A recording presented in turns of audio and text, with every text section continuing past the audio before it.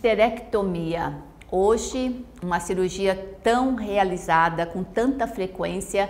E por que a histerectomia vai ocasionar na mulher que sofreu a retirada do útero uma menopausa precoce? Uma menopausa de 4 dias. Após 72 horas, 4 dias, a mulher dela muda seu estado.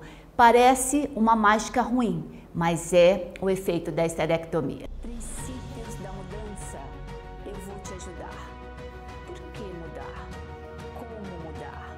Entender as causas e o que mudar. No vídeo de hoje, nós vamos falar sobre histerectomia, que significa a retirada do útero. Normalmente, nós perguntamos para o paciente, qual o seu tipo de histerectomia? Você retirou parcialmente o seu útero, quer dizer, remove 2/3 do útero, não retira, deixa o colo do útero, o canal cervical. Você coloca o Papa Nicolau, você vai fazer o Papa Nicolau, coloca o espéculo e você consegue ver a boquinha do colo do útero, quer dizer, deixei o colo do útero, doutora, retirei todo o resto. Total, remove o útero e o colo do útero. Cervix é a mesma coisa que colo do útero. Então, aquela boquinha que desemboca no útero, ele acaba ficando fechado. Então, se você vai fazer o Papa Nicolau, coloca o espéculo, nós não enxergamos mais o colo do útero. Fica um fundo cego. Retirei também a total. Histerectomia radical. Retirei o útero, o colo, cervix, a vagina, as trompas ou os ovários. Normalmente, a pessoa deixa a vagina. A cirurgia mais frequente que nós presenciamos é a retirada do útero, do colo do útero, das trompas e dos ovários. Raramente se observa a retirada da vagina. Então, está aqui como radical, mas esse radical tem que ser dito se deixou a vagina ou não. Isso, sem dúvida nenhuma, vai fazer uma grande diferença para a mulher. Mas o nosso foco hoje é entender por que a histerectomia, hoje um procedimento tão realizado, poderia ser repensado enquanto ato cirúrgico preventivo, Primeiro porque, se nós entendermos a causa, o que ocasionou a alteração desse útero para que ele seja indicativo de cirurgia ou não, a gente retirando a causa, nós conseguimos salvar esse útero. Mas tudo bem, se você retirou o útero, não tem problema, nós só vamos ter que ter um investimento maior na nossa reposição, na nossa modulação com os hormônios comprados em farmácias, Eu gosto da modulação hormonal fazendo a reposição com os 4 hormônios chamados bioidênticos, que eles são extraídos do inhame, e nós vamos discorrer esse assunto nos nossos próximos vídeos, porque a histerectomia, como a retirada do apêndice, a apendicectomia, como a retirada das amígdalas, como a retirada da vesícula, elas fazem parte de uma série de vídeos que nós colocamos como nome a tríade do fígado, dos rins e do sistema linfático. Se tudo está correlacionado nesse abdômen, e muitas vezes nós não percebemos, se a gente fizer um corte lateral aqui de mim, eu tenho aqui a bexiga e eu vou ter atrás dela o útero com o colo da vagina. Olha isso, como está tudo muito juntinho. E aqui eu tenho as minhas alças intestinais, quer dizer, o que é que faz com que eu agrida o meu útero a ponto de eu desenvolver mioma, endometriose, e as patologias diversas que nós vamos ter também a nível de cistos, de ovários, o síndrome do ovário policísticos, a laqueadura entrando aqui também como algo que a gente tem um lado positivo, tem um lado negativo. Quer dizer, esse órgão tão feminino, tão localizado aqui embaixo do ventre, ele é algo que nós nascemos e deveríamos morrer com eles. Mesmo que os ovários atrofiem, quer dizer, mesmo que os ovários não tenham mais óvulos para serem liberados, é da natureza de Deus a gente manter os nossos órgãos. Ok? Algumas vezes é preciso retirar. E por que que isso acontece? O objetivo não é que vocês entendam a anatomia, mas entender que quando a anatomia é importante, quando a gente olha esse desenho e entende o seguinte: aqui, olha, seria o colo do útero, aqui todo o útero, isso aqui a musculatura, né?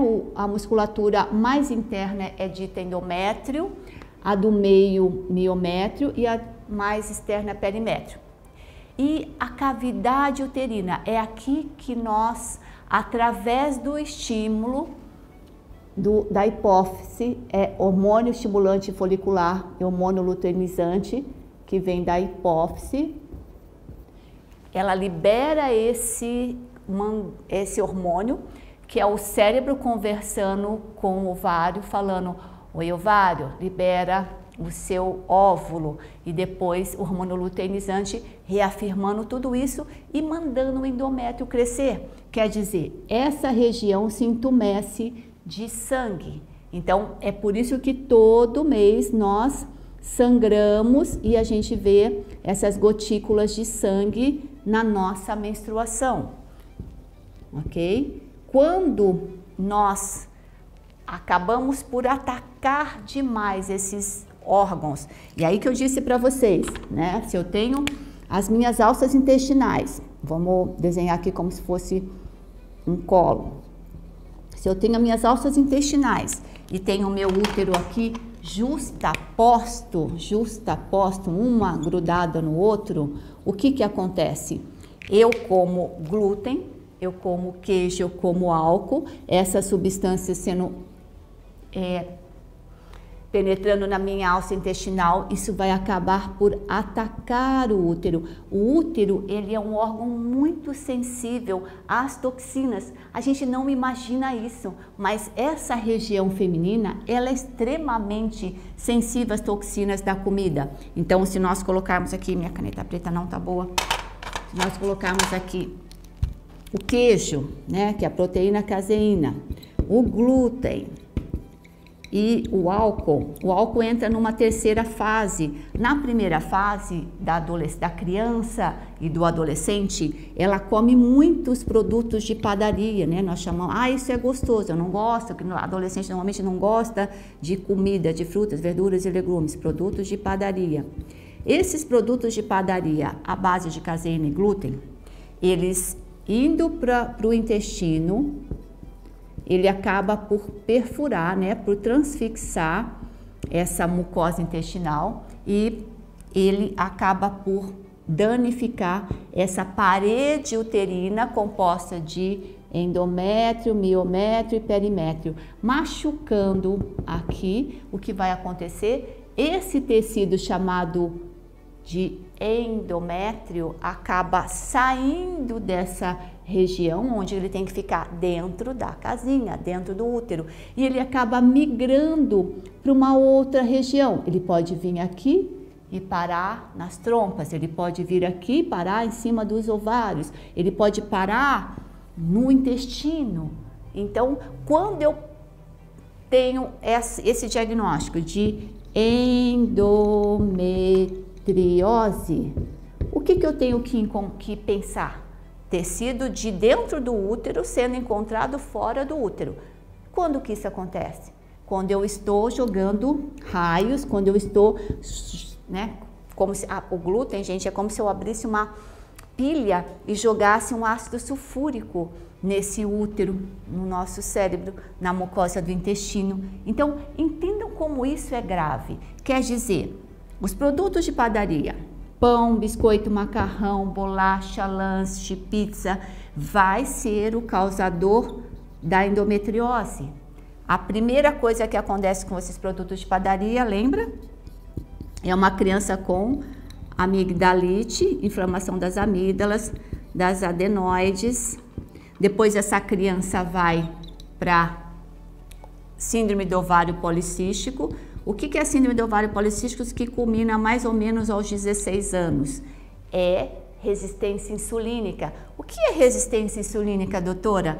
A resistência insulínica é, eu tenho uma célula que precisa de nutrientes, água, vitaminas, minerais, aminoácidos, Só que o meu dono só come produtos de padaria e eu acabo estimulando uma insulina mais do que eu devo. O que a insulina faz? Ela acaba deixando a glicose no sangue, fora da célula. Essa glicose, ela não consegue estimular uma substância chamada GLUT4 a permitir que essa insulina entre. Então, quando isso acontece, os ovários, como a tireoide, que são órgãos extremamente vascularizados e pequenos, eles são os primeiros a sofrer com a falta de nutrientes, falta de vitaminas, de minerais. Quando nós não temos minerais, e os minerais não vêm de alimentos, de produtos de padaria enriquecido com os minerais, não, gente, são coisas diferentes. Então, quando nós não temos os minerais, os ovários, síndrome do ovário policístico, ele acaba culminando com um diagnóstico aos 16 anos. O que significa? Que aos 16 anos eu estou comendo produtos farináceos com leite e glúten e que isso não está sendo bom para mim.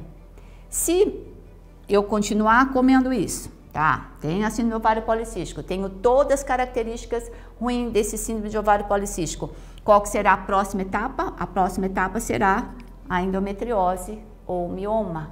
Então, depois, aos 25, 30 anos, a pessoa começa já a ter o aparecimento dessas patologias. E antes, né, dessa patologia, normalmente, antigamente, pelo menos na minha época, era dos 20 aos 25 anos, a pessoa retirava o apêndice. Por quê? Assista o nosso vídeo anterior, porque nós também estamos nos produtos de padaria. Então, olha como o corpo ele dá sinal e sintoma, como ele pede por auxílio, por socorro. Cada situação de estresse que você tem que ir para um hospital, fazer um ato cirúrgico, olhar para o teto branco do seu quarto, da UTI, é para a gente repensar a origem do que a gente coloca pela nossa boca. E, infelizmente, em nenhum momento a gente diz isso, né, no hospital. Muito pelo contrário, ultimamente eu fui ao hospital e vejo que cada vez está pior, né, a lanchonete, o que se serve como comida, como alimento para os pacientes ou como alimento mesmo para os acompanhantes. Então, isso é algo que não dá para mudar o sistema, mas a gente se melhora. Você, enquanto pessoa, tem que levar a lancheira até para ir para o hospital. Então, isso não é ao acaso. Tudo vem acontecendo. É isso que eu queria nesse vídeo, que vocês entendessem que nada aparece, porque Deus quis. Não, Deus não quis, não. Ele deu, né, esse comando. Os alimentos de Deus seriam a cura dos nossos problemas. Então, nós mudamos isso em grande escala. Miomas. Como é que é a diferença da endometriose para o mioma? O mioma é um tumor benigno. Tumor significa que algo está crescendo anormalmente. Mioma. E esse mioma pode ser, ele está aqui, ó, na parede, vou mudar de cor, vai ser diferente. Ele está não na cavidade vazia do útero, mas na parede, aqui mais interna endométrio, e o mioma vem aqui. Ele pode dar intramural, dentro dessa espessura dessa parede, ele pode dar extramural, fora dessa parede, ou ele pode dar dentro e fora. Quer dizer, eu estou tendo uma reação, lembra? Todo órgão agredido, então eu estou sendo agredida por, normalmente os produtos de padaria, o glúten ou o álcool. Aqui nessa época a gente já está tomando álcool e acha que álcool é gostosinho e o álcool fica ali corroendo uma célula sanguínea que é o útero. Então todo órgão agredido responde aumentando de tamanho. Como é que a musculatura do útero aumenta de tamanho? Se chama mioma, miomas. Não basta um, são vários, né? Porque pela agressão. Então, gente, olha que legal. A causa. Qual é a causa do meu mioma, da minha endometriose? Se eu acabar com a causa, que são os produtos de padaria e o álcool junto, eu regrido as minhas patologias existentes? Sim. Mas você tem que zerar. Você tem que mudar seu estilo de vida. Você tem que parar de se agredir. Isso para o sistema nervoso autonômico, isso para o nosso organismo é uma agressão. Então, todo momento que o corpo é agredido, ele vai responder, liberando hormônios como cortisol, como adrenalina e diminuindo seus hormônios sexuais. Aí chega o ponto. quando eu estou comendo muito meus produtos de padaria, agredindo o meu órgão mais justaposto às alças intestinais, quer dizer, tudo ali se comunica, né? Mas o útero ele é muito sensível. Quando eu faço isso, o meu sistema nervoso autonômico, que é autonomia, que regula pressão, frequência cardíaca, alteração da pupila, saliva, que regula tudo, ele vai dizer, o meu dono está se agredindo. E quando ele começa a se agredir, a primeira coisa que diminui são os nossos hormônios sexuais. Olha que louco, porque entre lutar, fugir e produzir óvulos, produzir espermatozoide, produzir substâncias que façam a sua vida reprodutiva acontecer, eles dizem não, vamos deixar isso para segundo plano, enquanto a pessoa não estiver num momento de luta ou fuga. Então tudo isso é o que vai acabar culminando com a esterectomia. Anatomicamente é fácil da gente entender como é que, olha aqui, a artéria uterina, ela é uma artéria principal, né, que irriga o útero e tem que dar ramificação para a artéria vaginal. Ela também se comunica com a artéria ovariana, mas pense nessa artéria uterina englobando todo esse útero. E aí a gente chega, independente de retirar ou não o colo, eu arranco isso aqui, ó. Eu faço a desconexão dessas artérias. Mesmo que eu não tire o ovário, o fato de eu retirar a vascularização e todo esse útero vai fazer com que eu... desculpe. Vamos deixar o coitado da vagina aqui. Então aqui eu tenho o buraquinho do colo do útero, ou não, ou tenho um fundo cego se eu retirar. Então eu mantenho a artéria vaginal, mas a minha artéria uterina ela fica prejudicada. Quem é que vai sofrer? O ovário. Quando o ovário acaba, depois de 72 horas dessa retirada do útero, o ovário também, por falta de irrigação, ele também não responde a mais o estímulo cerebral. E aqui eu tenho uma menopausa provocada por um ato cirúrgico. Aqui começam os seus problemas. Entender que a esterectomia, como é que ela funciona, talvez vai ajudar você que está ainda para fazer ou não fazer, está só acompanhando esse mioma, esse endometriose para ver onde ele vai chegar, ou tomando um anticoncepcional para fazer bioquimicamente uma menopausa precoce, uma menopausa medicamentosa.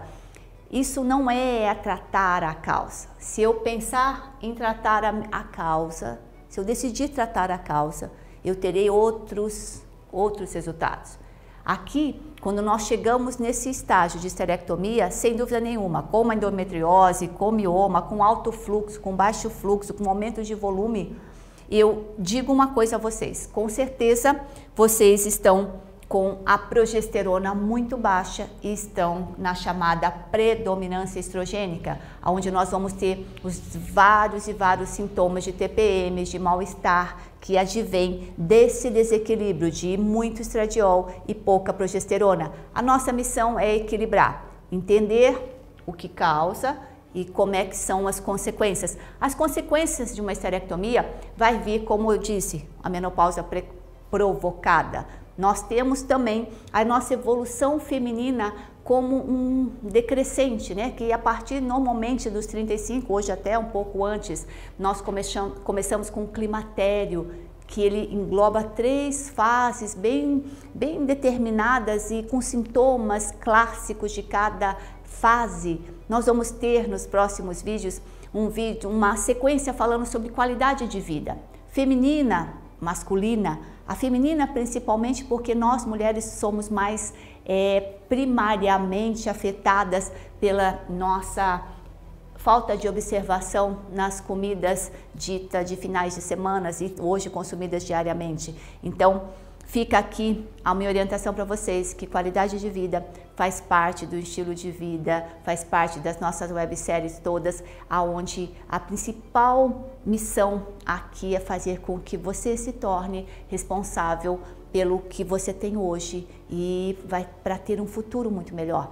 Nada está definido, tudo tem uma ajuda, né? O útero não se regenera, Mas nós aqui nesse caso vamos ter que comprar, fazer uma suplementação. E aí vem toda aquela nossa cascata hormonal que a gente pode terceirizar. Eu estou numa menopausa por idade mesmo, aos 55 anos vem pela idade, mas eu suplemento, eu compro os meus hormônios bioidênticos, passo eles diariamente, todo dia, de manhã e de noite, e dessa forma tenho uma qualidade de vida muito boa. E é por isso que nós estamos aqui. Então vamos construir isso, qualidade de vida.